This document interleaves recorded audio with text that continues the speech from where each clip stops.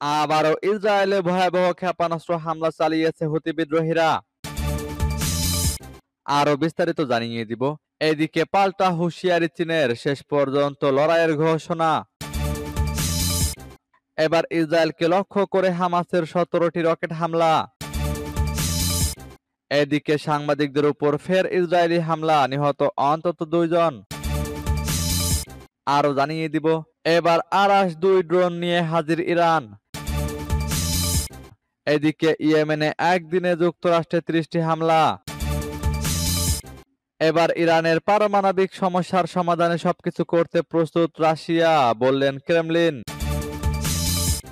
এবং সর্বশেষে জানিয়ে দিব, এদিকে ইসরায়েলি লক্ষ্যবস্তু ও মার্কিন ডেস্ট্রয়ার কাঁপিয়ে দিল ইয়েমেন।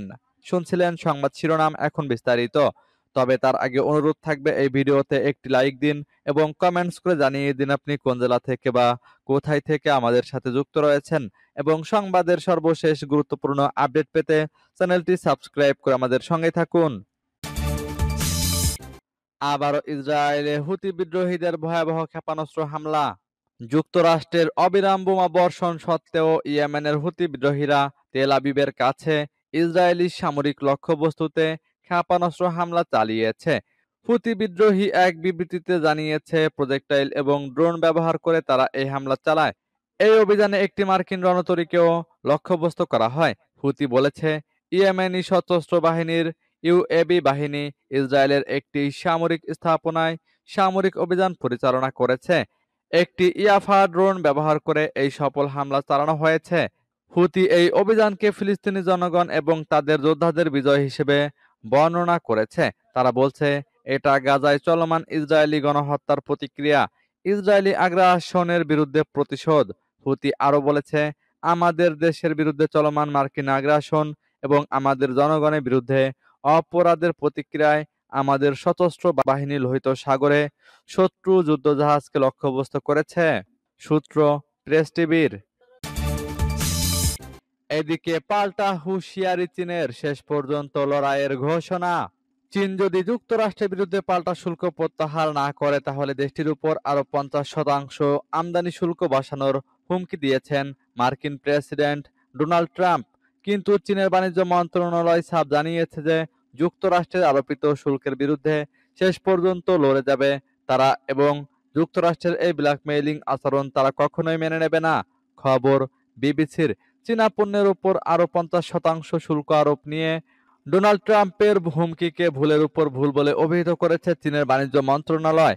বিবিসি বলছে, চীনের অবস্থান হলো শুল্ক আরোপের এই পরিকল্পনা প্রত্যাহার করা হোক এবং দ্বিপাক্ষিক আলাপ আলোচনার মাধ্যমে যুক্তরাষ্ট্র ও চীনের মধ্যকার মত পার্থক্যের সমাধান করা হোক।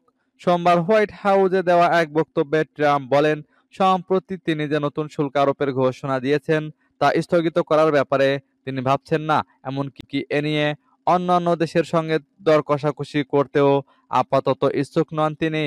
এর আগে এরকম কিছু আলাপ সামনে এসেছে যে যুক্তরাষ্ট্র 90 দিনের জন্য নতুন আরোপিত শুল্ক স্থগিত করতে পারে। এই দাবিকে হোয়াইট হাউস ভুয়া খবর বলেছে। এবার ইসরায়েলকে লক্ষ্য করে হামাসের 17টি রকেট হামলা। ফিলিস্তিনের ইসলামী প্রতিরোধ আন্দোলন হামাসের সামরিক শাখা ইজাদ্দিন কাসসাম ব্রিগেড ঘোষণা করেছে, তারা ইহুদিবাদী ইসরায়েলের অব্যাহত গণহত্যা ও বর্বরতার জবাবে অধিকৃত আশদোদ এবং আশকেলন শহরে রকেট নিক্ষেপ করেছে।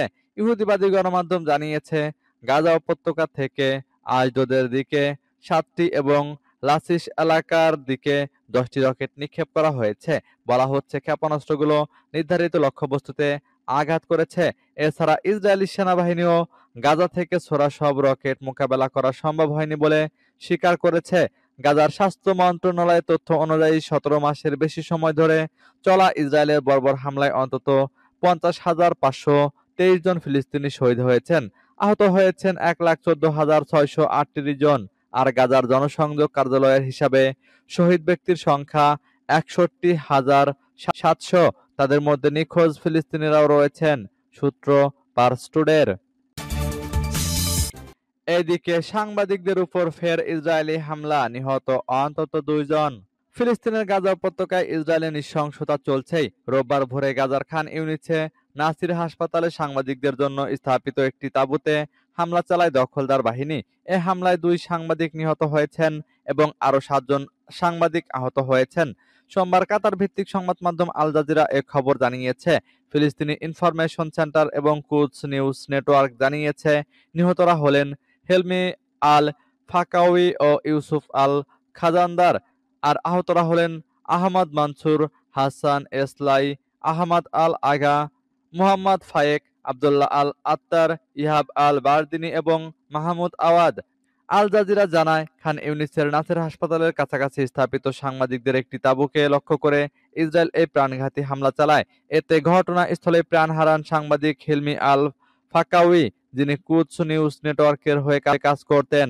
হামলায় গুরুতর দগ্ধ হন আরেক ফিলিস্তিনি সাংবাদিক আহমেদ মনসুর।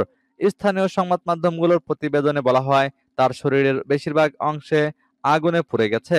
হামলার পর পুড়ে যাওয়া তাঁবুর ভেতরে আহমেদ মনসুরের একটি ছবিও প্রকাশ করেছে তারা। এবার আরাস-2 ড্রোন নিয়ে হাজির ইরান। এবার ইরানের সেনাবাহিনীর ground force commander brigadier general Kiumars Heydari Aras ড্রোনের কথা ঘোষণা করেছেন। তিনি বলেছেন, এটি হলো উচ্চ নির্ভুলতা এবং সঠিক সক্ষমতা সম্পন্ন শীর্ষস্থানীয় দূরপাল্লার ড্রোনগুলির মধ্যে একটি। হায়দারি বলেন, আত্মঘাতী আরাস-2 একটি দূরপাল্লার এবং রাডার এড়িয়ে যাওয়া গবেষণামূলক মানববিহীন বিমানযান, যার উচ্চ ধ্বংসাত্মক ক্ষমতা রয়েছে। ড্রোনটি ইরানি সেনাবাহিনীর প্রযুক্তির অত্যাধুনিকতার প্রমাণও।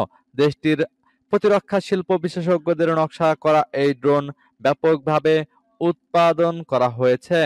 হায়দারি বলেছেন, উন্নত প্রযুক্তির আরাস-2 ড্রোন আগে উন্মোচিত আরাস-1 ড্রোনের একটি নতুন সংস্করণ। ইসরায়েলের উপকূলীয় শহর তেল আবিব এবং হাইফাকে লক্ষ্য করে অনায়াসে এই ড্রোন হামলা চালাতে পারবে। সূত্র প্রেস টিভির। এদিকে ইয়েমেনে একদিনে 30টি হামলা চালিয়েছে যুক্তরাষ্ট্র। যুক্তরাষ্ট্র একদিনেরও কম সময়ের মধ্যে ইয়েমেনের বিভিন্ন প্রদেশে প্রায় 30টি বিমান হামলা চালিয়েছে। বিশেষজ্ঞরা বলছেন, সানার ফিলিস্তিনি পন্থী অভিযান বন্ধ করার জন্য এই কৌশল বেছে নিয়েছে ডোনাল্ড ট্রাম্পের মার্কিন প্রশাসন। ইয়েমেনি সূত্রগুলো জানিয়েছে, মার্কিন যুদ্ধবিমান মঙ্গলবার সানা প্রদেশে 11টি বিমান হামলা চালিয়েছে। বিশেষ করে হুসাইশ এবং সানহান জেলাকে লক্ষ্য করেছে মার্কিন বাহিনী। ইয়েমেনে মার্কিন বোমা হামলা আরও পূর্ব দিকে বিস্তৃত হয়েছে। মাজার এবং জাওবা জেলা সহ মারিব প্রদেশেও 13টি হামলার খবর পাওয়া গেছে। এছাড়াও পশ্চিম ইয়েমেনের আল হুদায়দা প্রদেশের উপকূলে কামরান দ্বীপে 4টি বিমান হামলা চালানো হয়েছে। সাম্প্রতিক সপ্তাহগুলিতে আমেরিকান বাহিনীর ইয়েমেনে চালানো সবচেয়ে ভারী বোমা হামলাগুলির মধ্যে এটি অন্যতম। যুক্তরাষ্ট্র দাবি করেছে, তাদের হামলার লক্ষ্য ইয়েমেনের সশস্ত্র বাহিনীর সামরিক ক্ষমতা হ্রাস করা, বিশেষ করে ক্ষেপণাস্ত্র এবং ড্রোন ইউনিটগুলোকে ধ্বংস করা। সূত্র প্রেস টিভির। এবার ইরানের পারমাণবিক সমস্যার সমাধানে সবকিছু করতে প্রস্তুত রাশিয়া, জানালো ক্রেমলিন। ক্রেমলিনের মুখপাত্র দিমিত্রি পেসকভ বলেছেন, রাশিয়া ইরানের সাথে নিয়মিত যোগাযোগ করছে এবং ইরানের পারমাণবিক সমস্যা সমাধানের জন্য প্রয়োজনীয় সবকিছু করতে প্রস্তুত। সোমবার সাংবাদিকদের প্রশ্নের জবাবে পেসকভ বলেন, আমরা আমাদের ইরানি অংশীদারদের সঙ্গে নিয়মিত পরামর্শ করছি, যার মধ্যে একটি পারমাণবিক চুক্তির বিষয়ও রয়েছে। আমরা নিয়মিত যোগাযোগ করছি এবং এ বিষয়ে পরামর্শ করছি। এই প্রক্রিয়াটি অদূর ভবিষ্যতেও অব্যাহত থাকবে।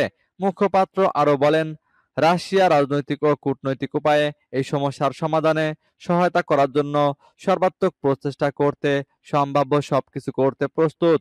বার্তা সংস্থা তাস নিউজের প্রতিবেদন বলছে, 2015 সালে রাশিয়া, ইরান, যুক্তরাজ্য, জার্মানি, চীন, যুক্তরাষ্ট্র এবং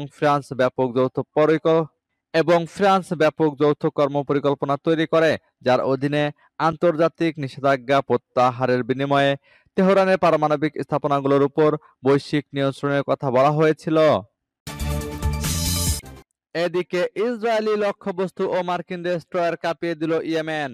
মার্কিন যুক্তরাষ্ট্রের অবিরাম বোমা বর্ষণ সত্ত্বেও ফিলিস্তিনের প্রতি অটল সমর্থনে তেল আবিবের কাছে ইসরায়েলি সামরিক লক্ষ্যবস্তু এবং 2টি মার্কিন ডেস্ট্রয়ারে সফলভাবে ক্ষেপণাস্ত্র ও ড্রোন হামলা চালানো দাবি করেছে ইয়েমেনি বাহিনী।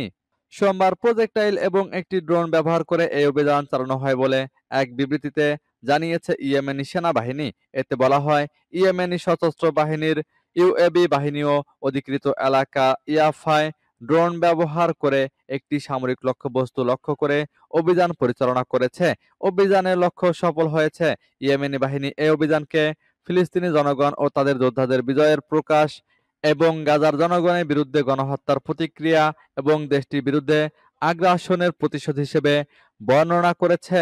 দেশটির সেনাবাহিনী আরো বলেছে, তাদের দেশের বিরুদ্ধে চলমান মার্কিন আগ্রাসন এবং আমাদের জনগণের বিরুদ্ধে অপরাধের জবাবে আমাদের সশস্ত্র বাহিনী লোহিত সাগরে শত্রু জাহাজকে লক্ষ্যবস্তু করে চলেছে। বলা হয়, বেশ কয়েকটি ক্রুজ ক্ষেপণাস্ত্র এবং ড্রোন ব্যবহার করে নৌবাহিনী এবং বিমান বাহিনী একটি যৌথ সামরিক অভিযান পরিচালনা করেছে এবং দুটি মার্কিন ডেস্ট্রয়ারকে লক্ষ্যবস্তু করে। সূত্র প্রেস টিভির।